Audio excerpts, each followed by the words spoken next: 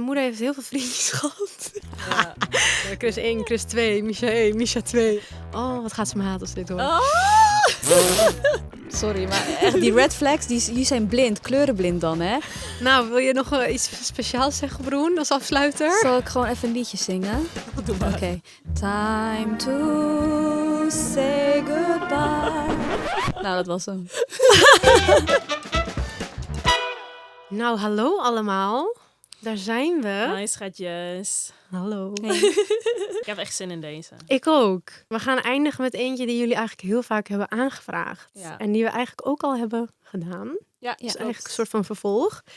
Maar het gaat in ieder geval over één ding wat wij alle drie gemeen hebben. En dat is geen vader in beeld. Mhm. Of weinig in beeld. Ja.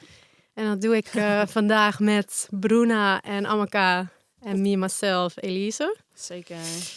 Ja, De Nou. daddy issues. daddy issues, ja. De daddy issues. Dat is waar het om gaat. We got some problems. Nee, ja, we hebben vorige keer echt toen lang over gehad. Was ook heel interessant. Hè? En heel veel mensen lang hadden over eigenlijk gehad. daarna ons bericht. En ook gewoon met hun eigen verhalen. Dus Ja. daarom willen we dit keer ook jullie meenemen. Mhm. Want dat hadden we toen niet echt gedaan. Nee, klopt. Maar we kregen dus veel feedback dat het herkenbaar was voor Ja. veel mensen. Wat we eigenlijk niet per se hadden verwacht. Hè? Nee, Zoveel. klopt. Nee. Dat Nee. komt ook straks nog wel.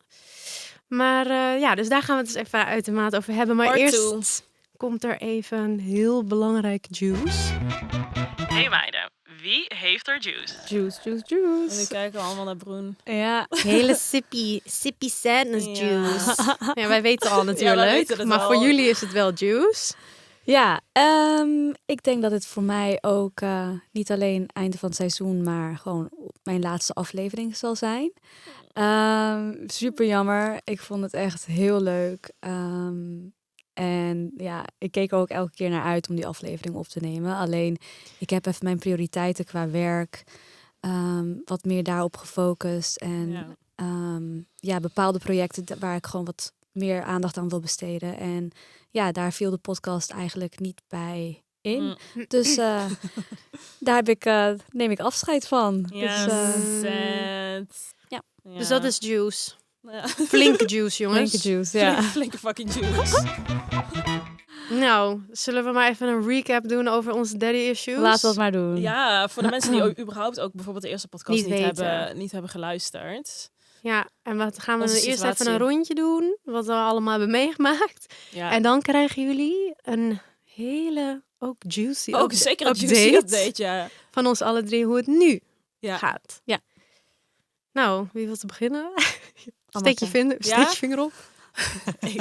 Ik begin. Nou, mijn ouders die zijn gescheiden toen ik 7 was, denk ik.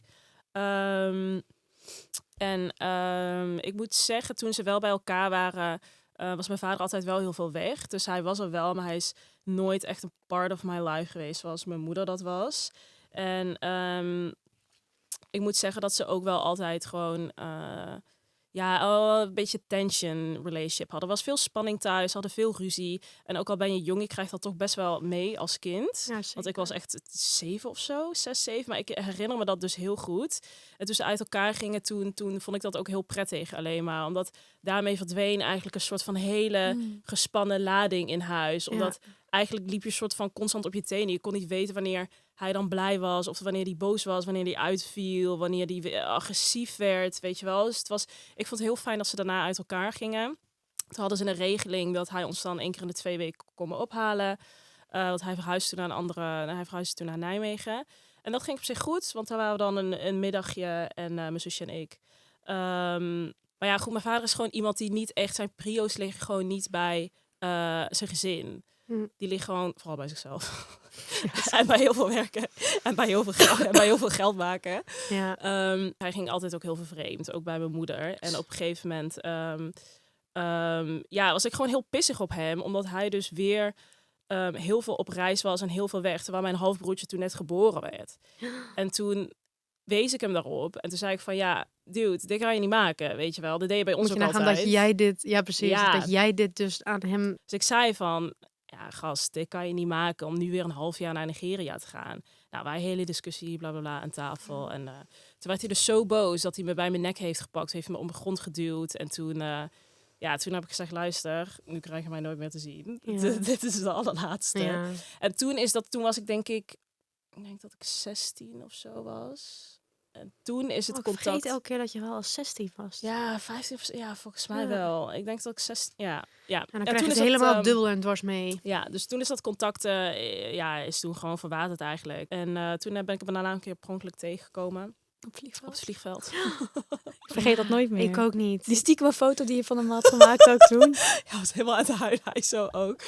Oh, het was zo fucking raar. Want ik wist nog... Ik wilde daar naartoe, want ik wilde een broodje halen. Ik moest een hele andere kant op naar mijn gate. En ik zag hem daar staan. En hij zei, Amaka bien. Bien betekent kom in Ibo. Dus ik draai me om en ik zie hem daar staan. En hij verandert ook niet. Hij ziet er altijd hetzelfde uit. Dus ik dacht, Ja. dit meen je niet. Dus dat was, ik weet niet of het kort was. Maar dat is de history. Ja. Nou, ik vond het kort en krachtig. Ja. Om zo in 26 jaar uit te leggen wat er is gebeurd, toch? Ja. Zal ik, of ga jij? Zal ik even snel doen? Ja, Want doe je hebt jij. een langer verhaal. Ja, even een korte... Even heel snel Tussen. kort. Maar mijn ouders waren ook best wel vroeg gescheiden. Volgens mij zat ik toen in groep 3. Maar ik merkte daar niet echt veel van. Want hij woonde in het buitenland en reisde veel voor zijn werk. Dus dat hij er niet meer zeg maar, bij de familie zeg maar, hoorde... Dat was niet echt een heel groot verschil voor mij. En ja, ik heb eigenlijk heel sporadisch contact met mijn vader. Eigenlijk met feestdagen, speciale gebeurtenissen, weet je, met kerst, verjaardagen, dat ik mijn rijbewijs heb gehaald. Of hij woont nu trouwens ook op Griekenland met zijn nieuwe vriendin. En ik heb hem nu wel echt al heel lang niet gezien, een aantal jaar. En dus dat was even een recap van mij. Ja, want het is eigenlijk een soort van verwaterd. Of Altijd, is er echt een ik heb nooit moment echt een geweest dat band het van... gehad. Nee, ik heb nooit echt een band met hem gehad, want wij Nee. zagen hem niet. Nee. En als hij kwam, was het 1 keer in de 3 maanden. En dan verwachtte mijn moeder dat hij dan de hele dag met ons zou zijn. Maar dan was hij een half uurtje en dan peerde hij hem weer. Ja. Of dan liepen wij op de Zwarte Markt in Beverwijk, weet je, bij de bazaar. Weet ik nog, daar ben ik een keer mee geweest. Ja, ben je ook jongen. thuis Ik ben mee goed geweest? wel, weet Oh, ik jij ook hebt mijn nog. vader inderdaad ontmoet. Maar dan, kwamen we iemand tegen. In de verte zag je al iemand. En dan zei hij tegen mij, Doei. als hij iets, jij bent mijn nichtje. Oh Nou, mijn god. sorry, Dus na de hoor. buitenwereld had hij ook niet echt kinderen. Dus... Maar dat is het allertoxische. Ja. Ja. Normaal. Dus- En hij stuurt ook filmpjes, weet je Ja. nog, naar mij Ja. met Boeboe, I love you, weet je wel, dat soort dingen. En ik zie dat niet zo op een of andere manier. En was ik helemaal vergeten te vertellen, door hem zaten wij vroeger ook in een financieel probleem zijn we beland. Ja. Dus dat is wel een van de dingen wat ik hem heel erg kwalijk neem natuurlijk. Ja, dat is Dus, ook wel iets heel sterks om achter te laten. Ook nog eens. Ja. Dus dat eigenlijk. Oké. Nou, Els. Ja, het is wel grappig. Want we hebben allemaal een beetje hetzelfde gemeen, maar het is toch anders. Mm. Want bij Ja, mij, het is wel toch wel echt een andere situatie. ik heb hem eigenlijk helemaal niet gekend. Mm. 30 jaar. Maar daar is verandering in. Dus dat gaan we straks uitleggen. Maar ik denk dat wel, omdat ik echt sinds baby... ik ben geboren in Mallorca. En mijn moeder en mijn vader waren daar toen heen verhuisd. En hij begon een bar. Ja, hij begon een bar. En we hadden een beetje een soort van... Nou, dan gaan we dus daar settelen. En daar gaan we het helemaal maken. En toen kwam er eigenlijk vrij snel best wel veel ruzie en alcohol in het spel. Nou, ook een bar, dus dat maakt het niet veel beter. Mijn moeder was ook 19, dus echt heel jong. Elke keer als ik 19 zeg, dan schrik ik weer. Bizar, jong. Wij zijn ben ik gewoon nooit 10 jaar aan. ouder, hè? Ja, besef. Wow. Ik vind mezelf al jong moeder. Wow. Dus ja, best wel jong allemaal. En dat liep mis. En mijn moeder wilde terug. En hij had een bar daar en hij wilde niet terug. Nou, veel geruzie. En toen is mijn moeder heeft besloten om weg te gaan. En hij zei van, we blijven hier als familie of het niet. Dus toen was het niet. Toen is het met Dus jou dat- dus ja, teruggegaan. Ja, naar en in die Nederland. tijd heb je natuurlijk niet echt social media en weet ik veel wat. En we houden wel elke dag contact. En nee, dat ging helemaal niet zo. Hij wist ook helemaal niet hoe het aan toe ging. En mijn moeder ook niet daar. Die jaren heb je hem dus eigenlijk ook nooit gesproken. hè? Je hebt ook niet geappt of wat dan ook. Facebook heeft toch hem een keer. Hij is proberen één toe te keer- voegen. Ja. Ja, hij is 1 keer op mijn 8e. Stond hij voor de deur. Maar dat weet ik niet. Want ik was niet bij de deur. Ik weet niet, ik was aan het spelen of zo. En mijn moeder had toen al een vriend een tijdje. En toen zei ze van, oké, denk goed na wat je nu doet. Want ik ga je niet voorstellen als dit een sporadisch bezoekje is. Dus toen is hij weggegaan. En zei mijn moeder ook van, ik heb ook al een vriend. Ik zag hem ook wel een beetje als papa, want het was echt al 4 jaar of zo. En toen is hij ook niet teruggekomen. Nee. Dus toch weer weg. En toen heeft hij inderdaad mij ooit op Facebook... Ik weet nog dat je dat vertelde. Ja, en dat is niet zo heel lang geleden. Dus nee, dat was echt letterlijk het enige. Maar ik merk wel dat... Je had nooit behoefte ook aan, toch? Nee. Ja. En dat is natuurlijk voor iedereen anders. Maar ik denk dat het voor mij heel veel makkelijker is geweest dat hij er nooit is geweest. En mijn moeder heeft mij zo goed opgevoed. En mijn oma en iedereen. En girls only. Ja. Ja, mijn moeder heeft dus ook weer met haar vader geen band. Dus en eigenlijk mijn oma ook niet goed. Dus dat is een traditie die ik hopelijk ga doorbreken, jongens. Precies. Maar het is wel inderdaad... Ik denk dat andere mensen niet echt kunnen beseffen dat als je iets niet hebt gekend, kun je het ook niet missen. Ja. Dus als zij bijvoorbeeld, maar mis jij geen vaderfiguur? Ja. Nee, ik weet niet hoe het voelt. En Dat ik denk dat als je dat niet een hele sterke band met je moeder hebt, dat wat moeilijker is. Dat je dus dan wel denkt van, oké, maar als er een vader was, dan ging het misschien allemaal beter. Maar het ging heel goed. Want ik sprak laatst een meisje en die zei dus wel, die was dus wel echt daarmee bezig. Bijvoorbeeld, die zag het heel erg als, waarom heb je dan ons verlaten, weet je wel. Zij voelde dat dus heel erg zo. Precies, en dat hoor je vaker. Ja. Hè? Dat is ook helemaal niet gek. Dat is natuurlijk. heel logisch natuurlijk ook. Dat lijkt me dus wel heel moeilijk als je dus constant met die vraag in je hoofd leeft. Want dan betrek je het heel erg op jezelf. Daar word je natuurlijk heel onzeker van. Plus als het de vraag is waar je dan vaak ook geen antwoord op kan krijgen als je geen contact hebt. Want ik wist dus wel wie het was en waar hij woonde op Mallorca. Maar sommige mensen weten natuurlijk helemaal niks of waar ze zijn. En dan ga je continu zoeken en de informatie en daarmee bezig. En of als iemand de vader zelf geen contact wil met hun, dat is natuurlijk ook mega heftig. Ja. Over andere mensen gesproken. Ja. Laten we even, want we hebben dus wel wat dingetjes meegenomen van de luisteraars. Maar we hebben ook eentje, die heeft anoniem iets opgenomen. En haar verhaal. Dus laten we daar heel even naar luisteren. En dan gaan we daar even over hebben. Ja. Hey meisjes, als oudste dochter van een gezin van 3 kinderen is er steeds een grote druk op mij gezet geweest. Ik moest goede putten halen, me gedragen op school, amper naar feestjes gaan. Vorig jaar is mijn 6-jarige relatie beëindigd. En het eerste wat mijn pa tegen mijn ma zei, is: ik denk dat ze nooit kinderen gaat krijgen. Ik ben 26 jaar oud, heb een goede job in de IT-wereld en door mijn focus op carrière, die hij dan ook een beetje heeft doorgeduwd, maakt hij zo'n statement. Hij is heel apathisch ingesteld bij mij, maar toen mijn broer bijvoorbeeld zijn relatie eindigde, toen hij 17 jaar was, was hij super emotioneel. Het lijkt alsof ik nooit iets goed kan doen, zelfs naar mijn eigen kijken en daardoor een moeilijke beslissing moeten nemen. Ik geloof dan ook oprecht dat ouders lievelingskinderen hebben. Ja. Dit is Heftig dus een ook wel. hele andere insteek ook weer. Ja, weer een hele andere situatie. Ja, hoe je dus toch eenzaam kan voelen. Ja. In ook een gezin met beide ouders. Ja. Ja, ik snap het op zich wel dat de druk vaak op de oudste ligt. Zij was de oudste, toch? Ja.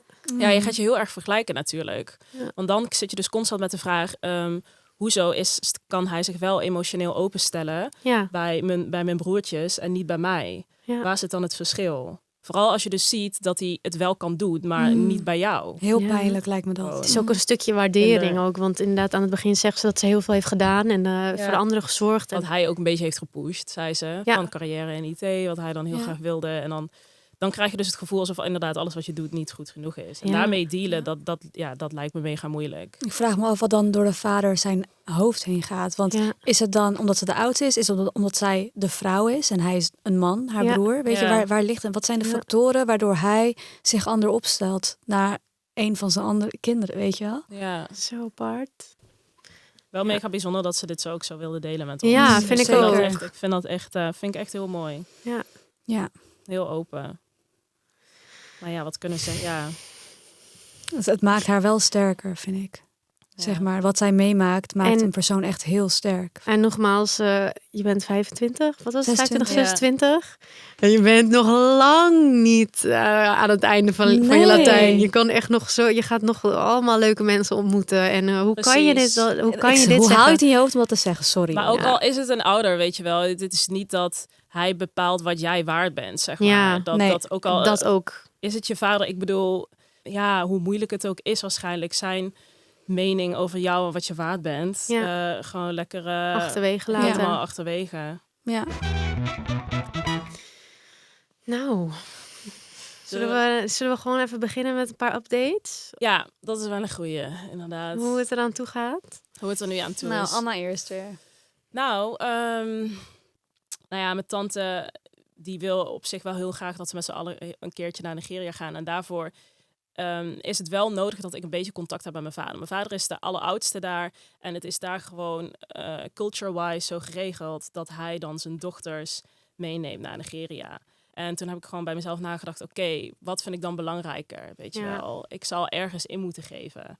Ook zelf wil ik gewoon heel graag Nigeria zien, mijn familie leren kennen. En als het dan daarvoor nodig is dat hij daar dan bij is, ja, Je wil it gewoon do je be roots. like that, zeg maar. Want dan zijn we toch ook met mijn familie en mijn tante is daar. En ik vertrouw hun helemaal. En ja, in plaats van dan te focussen op heel erg dat ik hem, ja, een soort van, ik haat hem niet, maar heel erg dat boze op hem, kan ik me gewoon beter focussen op wat er nog allemaal meer is als ik dat aan de kant zet. En ja, met hun dit ga ontdekken. Ja. Mm. Dus dat is niet eigenlijk hoe het is. En hij had contact opgenomen met mijn zusje, want hij woont in Amerika trouwens nu. Mm. En hij heeft nu een nieuwe vriendin. En zij woont in Nederland.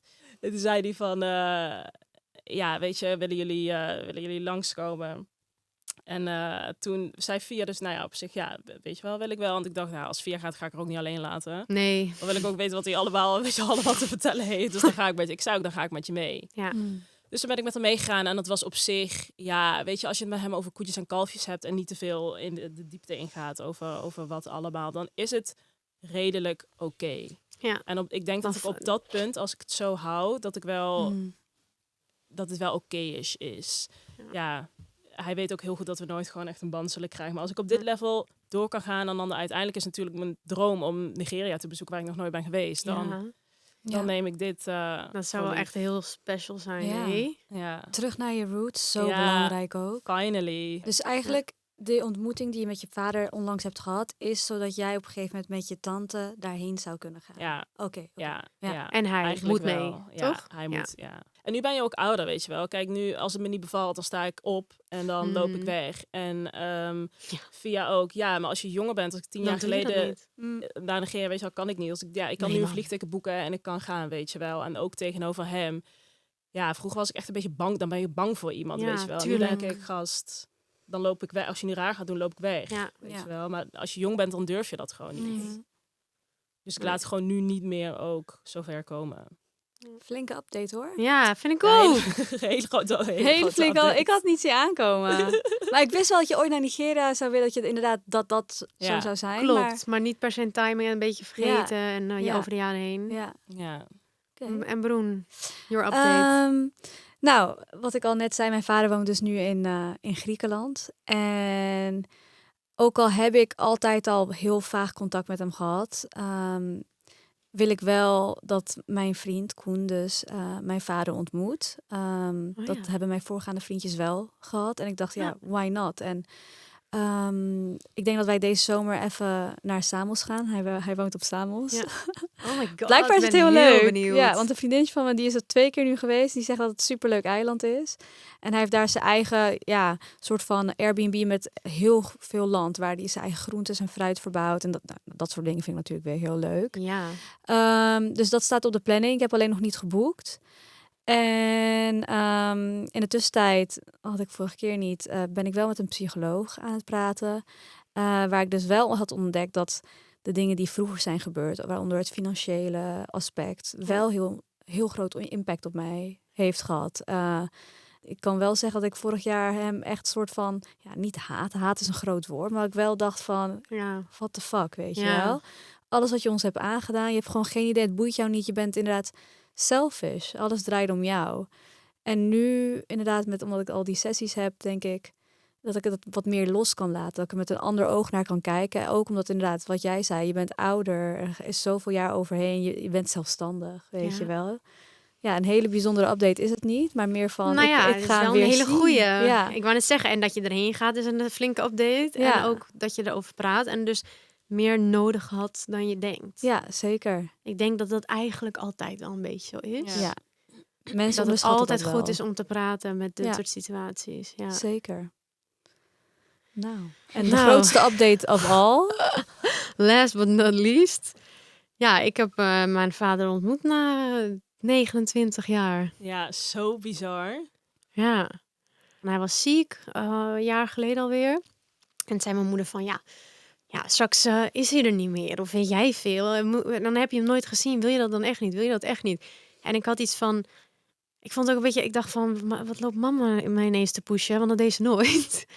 Het zei van, wil jij hem zien? Weet je wel. Van, het zei ze ook van... nou, ik wil hem wel zien als jij dat wil. En dan gaat zij eerst kijken hoe het er allemaal aan toe gaat. Aftasten natuurlijk. Weer als mijn moeder instinct. En dan als het allemaal oké is, dan wel. Weet je wel. Toen zei ik maar, toen dacht ik, ja, eigenlijk had ik er niet echt behoefte aan. Maar ik zei wel gewoon, ja, is goed. Ik had ergens ook het gevoel dat het misschien voor mijn moeder goed zou zijn. Dus ik dacht van in het ziekenhuis, weet ik veel wat, waar, weet je wel. En nee, hij is een heel traject uit voor alcoholverslaving. En zo is het nou dat het verhaal is dat hij eigenlijk altijd daar heel erg last van heeft gehad, alcoholverslaving.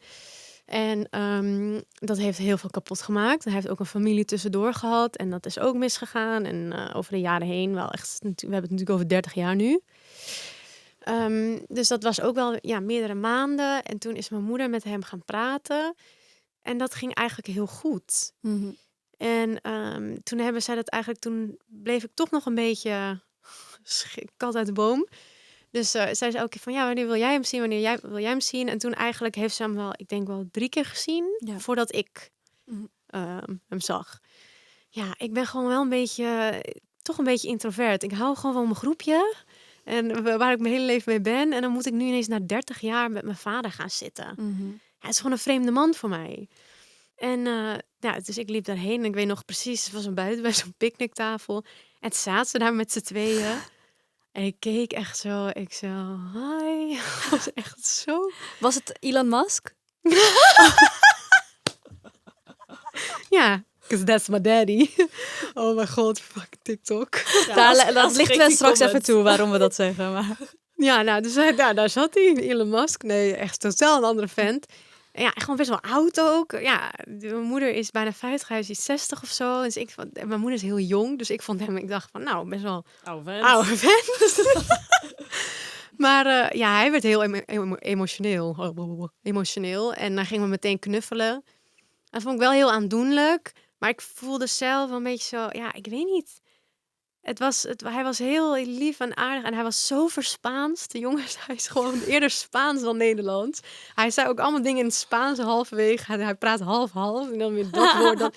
Ik zat alleen maar te kijken en hij was druk en hij ratelt veel. En ik zat alleen maar zo te kijken van, jij bent gewoon mijn pa? Ja. Maar, en je bent als een vreemde voor mij, weet je wel. Hoe ga ik dit doen? Ja. Wat je voelde niet dus direct, je voelde geen connectie of zo. Nee. Zag je wel, zeg maar, toen je hem zag... Ja, dat je ik op hem wel op hem leek. Oké. Ja, zag ik wel een beetje zelf ook. Ja. Ja, dus dat was de eerste keer. En toen is er ook even een tijdje tussen geweest. Heb ik hem echt wel 3 maanden niet gezien of zo. Maar mijn moeder wel. Dit vind ik echt hilarisch Dus trouwens. Dit is zo als fucking klapper op grappig. de... Oh, ik kan het weer niet zeggen hoor. Vuurpijlklapper. Of... Luister, dit is letterlijk een film. Ja, dit dus is zij echt zijn een dus... movie. Els krijgt er bijna een strot niet uit. Ja, Nee. Maar ik vond het ook echt hilarisch toen ik het hoorde. Ik dacht, dit kan toch bijna niet? Mijn vader en mijn is moeder opnieuw opgebloeid. zijn weer samen. Oh. Plot twist! Maar ze haat me dat ik dit nu zeg, ook in de podcast, hè? Ja, maar Mama, ja. have you watching? Ja.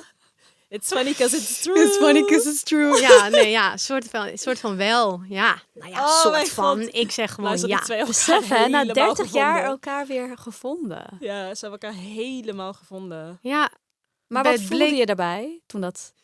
ja, ik vind het gewoon heel fijn. Mijn moeder heeft heel veel vriendjes gehad. Ja. Nee, maar wel gewoon over, in 30 jaar tijd. Zeker gewoon een paar die dan echt 4 jaar en dan toch niet. En Chris 1, nou, Chris mijn vader. Chris 1, Chris 2, Misha 1, Misha 2. Ja, ik viel altijd op dezelfde naam achter elkaar. Oh, wat gaat ze me haten als dit hoor. Oh. Maar ja, dus... Hey Mireille. Dus ik ben blij als het nu, zeg maar, stel je voor, dit is nu een soort van een eindgame. Nou, dat is wel echt... Wie kan dit zeggen, Ze zijn ook jongens? wel lekker samen weg geweest. Ze zijn helemaal... Ze zijn al op Mallorca samen geweest. Ja, terug naar waar het allemaal begon. Ja, dus daar zijn ze ook echt naar dat oude huis gegaan. En naar die... Ja, je merkt echt, ze zijn echt alles heel erg aan het verwerken met z'n tweeën. Dus het is eigenlijk iets heel moois. En hij vindt het gewoon... Hij kan niet geloven dat hij deze kans heeft gekregen, dat dit gebeurt. Hij is dolgelukkig. En nu krijg ik nog een kind, dus hij wordt daar helemaal emotioneel van ook. Van ja, weet je wel, natuurlijk omdat hij er bij mij niet was. Dus ja, wil ineens film. is het er weer allemaal. Dit En is ik een vind het hele bizarre allemaal veel wending. prima. Zoals ik het Ja. altijd al prima vond. En ik weet Ja, niet, maar misschien ik moet ik denk met ook een psycholoog gaan praten. Is dit een hele rare coping mechanism? Nee, maar ik denk ook omdat je ziet dat je ma nu ook gewoon Happy. happy is, toch? 100%. Dat voel je wel aan. En dan, bij ik mama. denk dat jij dan ook zoiets hebt van, oké, dan dat geeft jou ook rust, toch? 100. En Dus zij dan is zei het ook echt misschien wel van, oké. als jij dit niet oké vindt, dan wil ik dit sowieso niet. Dat vond ze Ja. ook heel moeilijk. En toen zei ik, nou ja, waarom zou je voor mij nu... Je hebt me al 30 jaar goed opgevoed, beschermd. Ik kan echt wel hier kan ik nog wel tegen, hoor. Ja. Ja. We zagen de laatste ook. Dus ze vroeg ze mij, hoe is het met je verkering? Ik zo, is het met die van jou? Ging ze lachen, fuck, helemaal zo. Ja, nee, ze zijn echt blij. En ze zijn Ja. ook helemaal... Ik snap nu wel waarom zij dus ooit samen waren en een kind. Want ze wilde heel graag. Ze was 19, maar ze wilde heel graag. Allebei. Ja, ze passen gewoon wel echt fucking goed bij elkaar. Ja. Dus dan, en dan dat je dan dus 30 jaar niet elkaar hebt gezien. En nu zijn ze zo op één lijn of zo. En ik denk ook dat dat dus wel een beetje die daddy issue is. Van dat ik dat dus niet helemaal vertrouw allemaal. Ja. Dat ik denk van, oké, Ja. dat kan niet. Ja. Ja, zo werkt het Ja, niet. het gaat Dan allemaal heb- te goed. Ja. Ja, dus dat. Maar dat... Oh. Sorry. Maar inderdaad, dat is dus inderdaad een goeie. Dat jij inderdaad uit je derde issue... is dat zeg maar iets wat wel bij je is gebleven. Dat niet vertrouwen of zeg maar Ja. een soort van... dat Trust dat issues. onzekere. Zeker. Wat is het bij jou eigenlijk? Ja, nou ja, in het begin, toen ik jong was, was ik al heel bang voor mijn vader. Ja. Ehm, En hoe speelt dat zich nu uit? Nou ja, dat is dus toen ik jong was en toen ik ouder was. Ik heb niet dus direct dat ik bijvoorbeeld verkeerde mannen kies. Ben wel echt, toen ik dus single was en aan het daten was, Ja. heb ik zware anxious attachment style. Ja, Toen dat heb begin. jij. Dat heb ik Ja, echt dat heel heb erg. jij ook, Broen. Dat vind ik ja. dus heel moeilijk. Ik heb wel al heel snel validation nodig van Ja. iemand. Dat het goed zit en weet je wel, dat je verder wilt. En ik vind dat dus heel moeilijk om daar balans in te zoeken. Je zag ook echt in die polls die we hebben gedaan dat 80% die dus een moeilijke relatie heeft met hun vader, dus wel echt, zeg maar, hun relatie met mannen Ja, wel echt een effect heeft. ja. Van 80%, hè. Dus echt veel. En degene die Heel misschien veel. nee zeggen, die denken van niet, maar het kan heel We klein hebben zijn. zoveel berichtjes gehad, inderdaad, van trust issues. Ja. Ook dat ze überhaupt mannen gewoon totaal niet vertrouwen. Ja, heel erg vooral moeite vertrouwen hebben. was Ja. nummer 1. Ja, I want emotional unavailable men. Ja. Dat je dus constant inderdaad dat type dus zoekt. Ja. Emotionally unavailable. En daarmee blijft Hey. doorgaan. Oh, Els. I don't see red flags from men. Heel veel. I don't know how to be loved by a man. And I don't know how to act to other men. Sorry, maar echt, die red flags, die zijn blind, kleurenblind dan, hè? Er staat zo'n matador met zo'n stier zo. Ja, ik zie het dat als denkt, en dan zo ga je- zie ik het. En dan Ja. denk je, geweldig, ik ga er zo Ja, wel af. rood, head rood, first. rood, rood. Ja, ja, love it. Ja, Dat heb ik dan weer niet. nee, Ik het vond is echt echt bij op iedereen lief. anders. Ik denk dat mijn issue vooral heel dat financiële is. Ja, maar Angst. dat was ook een groot, die kwam er ook echt uit, 30% of zo. Wauw. Nou, Heel lang. we wilden eigenlijk Kun nog je wat nog meer. echt- Ik vond het wel heel leuk om even wat iets meer, ook met iemand die er wat heeft ingesproken en zo. Daar gaan we even vaker inhouden. Want Ja, ik vind dat het gaan we veel te vaker leuk doen. om jullie te betrekken. Want we DM'en wel met jullie, maar dat weet dan weer niemand die luistert. Dus dat gaan we zeker inhouden. En wie weet gaan we nog wel een keer een vervolgrondje doen. Wie weet doen we nog een part Over 3. een half jaar. Kom ik als guest. Nou, wil je nog iets speciaals zeggen, Broen, als afsluiter? Zal ik gewoon even een liedje zingen? Doe maar. Oké. Time to say goodbye. Nou, dat was hem. Deze kun je heel vaak opnieuw afspelen. Oh, ik ook. Ik moet deze weer even opnieuw luisteren straks hoor, jongens. Wat er Ja. allemaal weer gezegd is. Oké, nou, Oké, we nemen schatjes. afscheid van onze broen. Ja. Bye, ben so sad. En ook Doei, van jullie schatje. eventjes. Maar we zullen snel weer terug zijn. Dus met gloednieuwe afleveringen en allemaal nieuwe ideeën. We gaan even goed brainstormen. Ja. Maar blijf ons volgen op TikTok, Instagram. We zullen jullie lekker up-to-date houden. En dan zien we jullie... zien we jullie. Horen jullie ons? Jullie zijn in ieder geval Snel. niet van ons af. Minder Nee, broenen. Dat is één ding wat zeker is. Ah, Oké. Doei!